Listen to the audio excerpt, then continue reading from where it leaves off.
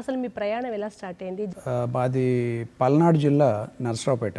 BTech mechanical engineering చేశాను నేను. Public administration and Telugu సాహిత్యం ఈ రెండు ఐచ్ఛిక అంశాలుగా తీసుకుని 2006లో నేను సెలెక్ట్ అయ్యాను సివిల్ సర్వీసెస్కి. ప్రస్తుతం ఇండియన్ రెవెన్యూ సర్వీస్లో ఉన్నాను. మత్తు పదార్థాలకు యువత బానిసలవ్వడం, ప్రభుత్వాలు వాటి మీద ఉక్కుపాదం మోపుతున్నాయని చెప్తున్నప్పటికీ ఇంకా అది చాప కింద నీరులాగా ఉంది. డ్రగ్స్ ఎటువైపు నుంచి సరఫరా వస్తుందో వాటిని నిరోధించడానికి గవర్నమెంట్ వైపు నుంచి చాలా ప్రయత్నాలు జరుగుతున్నాయి. క్రిటికల్ థింకింగ్ అంటే ఏంటి? మనం తెలుగులో చెప్పుకుంటే విమర్శనాత్మక దృష్టి అంటాం. అంటే ఏంటంటే మనకి ఎదురైన ఒక విషయం ఏదైనా ఎదురైంది, లేకపోతే ఒకళ్ళు ఒక సబ్జెక్టివ్ విషయం చెప్పారు. ఆ సబ్జెక్టివ్ విషయాన్ని మనం యాజ్ ఇట్ ఈజ్ మనం అబ్జర్వ్ చేసేసుకుని మన నాలెడ్జ్లో కలిపేసుకుంటున్నామా, లేదా నేను ఒక ఇండిపెండెంట్ హ్యూమన్ బీయింగ్ని, ఒక స్వతంత్ర మనిషిని, నాకు కూడా మేధస్సు ఉంది, నాకు కూడా అనుభవాలు తెలుస్తున్నాయి, ఈ మేధస్సు అనుభవంతో నేను ప్రశ్నిస్తున్నానా లేదా?